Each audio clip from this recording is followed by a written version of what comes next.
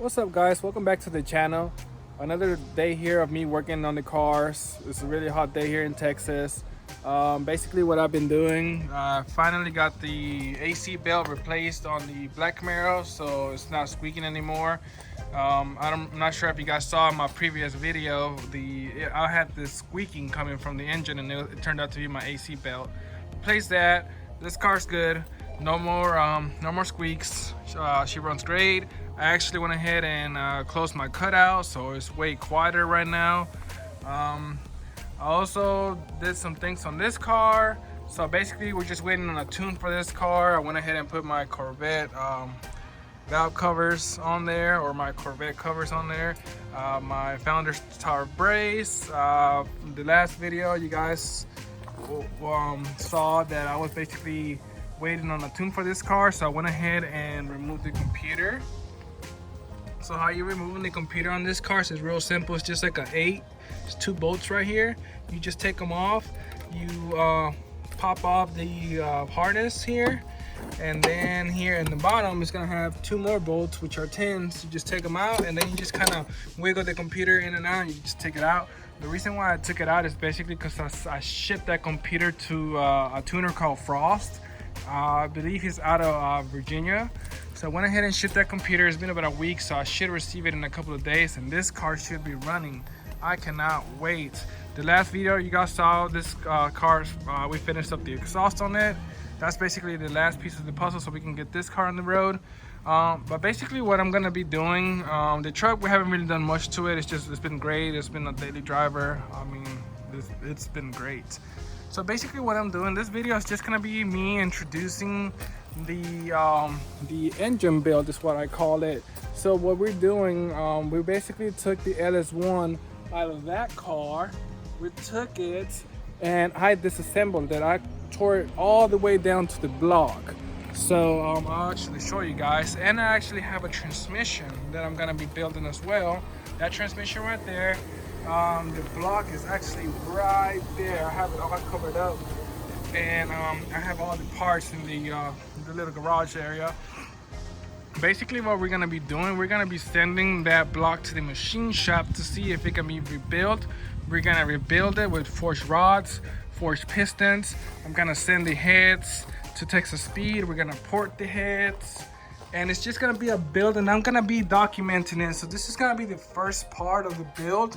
Basically me showing you all the parts out of the engine. I'm gonna document when I take the engine to the machine shop, the assembly process, just basically everything, just to show you what goes into building a motor for one of your cars. I've always wondered, this is gonna be the first time that I'm actually doing something like this. I mean, I've done cams, I've done heads on motors, but I've never gotten into the bottom end of a block. So this is me I'm just gonna document everything so you guys can see the whole process, me taking it to the machine shop. I'm gonna be posting prices, how much it's gonna be for them to clean the block, to put new cam bearings, everything. So this next clip is gonna be of me showing you guys the disassembled motor. Okay guys, so I just got finished disassembling the Ls1 that was in the Camaro SS.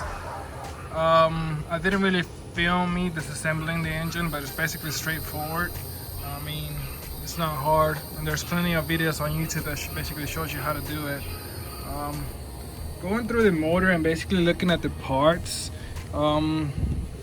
they all look to be in great shape, honestly. The lifters, they don't have any wear on them. They look good. The bearings look almost perfect, and on every single rod and on the crank, they just look perfect. I mean, this engine was low mileage whenever it let go. Look at the bearings, guys. That's just oil that's on the bearings, but they're in great shape. Nothing's wrong with them. Look at the cam. The cam almost looks brand spanking new. Just your normal wear. The rings, they're not stuck or anything. The skirts, they still have some of the coating. Nothing seems to be broken on any piston or anything like that. This was honestly just a freak accident. So what happened, water actually got through this cylinder right here. As you can tell, is rusty. I'm not sure how water got in here. I'm thinking either an injector o-ring or an intake gasket actually failed and let enough water go in here that it hydrolocked the motor and snapped my rod in two. This is basically the only thing that happened. This rod right here, whenever I went to start the car, as soon as I started it, it just let go. So it didn't really do that much damage because it wasn't like spinning or anything like that. It just basically, as soon as I started it, it just like it hydrolocked and the rod broke in two. But look at the crank. The crank looks perfect. Nothing major. This crank's definitely gonna be able to polish out. And the block doesn't look bad. You can even still see some of the cross hatches. The only thing that worries me on the block is when the rod let go, it did this little, it broke this right here, this little mark. So I'm not sure if that's fixable. And also my starter bolt, where the starter mounts, it actually broke this. I have the piece. Let me actually go get it real quick so I can show you guys. That's the Camaro SS on the cover, the black one. Let me get that real quick for you guys. If I remember right, I think it's in here. It's on here. There we go. Luckily, I found this piece. I think it was still stuck to the starter, if I remember right. But if this piece can get welded, like if they can weld it somehow, and if they can fix that little spot that I'm telling you, that I'm showing you guys, let me see. It goes just like that, I think. Mosquitoes are everywhere. Huh, okay, then it goes like this. Yep. There we go. See? If they can just weld that right here, which I think they can. I'm thinking they can just like weld it. See where that crack's at? If they can weld that together, obviously I tried to fix it with some JB Weld, which did not work. And if they can fix this little spot right here, this block should be good. So the plan basically is to get the crank polished and balanced, to get the crank, to send the block to the machine shop, get that gone through. I'm gonna put forged pistons and rods in it on this motor, stock crank. It's basically gonna be like the engine that's in my black Camaro. And then I'm gonna send my heads off to Texas Speed, and I'm gonna get them CNC ported and polished with all that good stuff. I'll upgrade the cam on it and do new lifters, new seals, everything like that. And then that transmission is actually out of my old Trans Am that I used to have, a WS6. So what I'm gonna do, I'm actually gonna send that transmission to the transmission shop to get that built. There's this guy that's really good with the 4L60s, and get this build to handle like 1,000 horsepower or so. Maybe not 1,000. Honestly, I don't trust the 60s to handle 1,000, but if it can hold like 500, 600, I'm happy with it. Do a stock converter and basically put this setup, this transmission, this engine into the red Camaro, and then the setup that's in the red Camaro, most likely I'm gonna put it in the truck to make this a fun little truck to drive around in.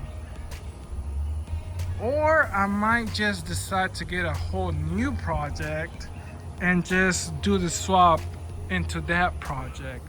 I'm not sure, honestly, but one thing that I'm assured on is this setup is coming back.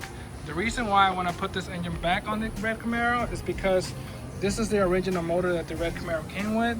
Being that that car is going to be a collector's car, I want to keep it original so the value can be up. Granted, it is going to be stronger, forged pistons and rods. So, I mean, it's definitely an idea. I'm not sure, but one thing's for sure is that I'm gonna get this rebuilt. I'm gonna get the transmission rebuilt, and it's gonna be a nasty setup. So definitely stay tuned. As you can tell, 5.7.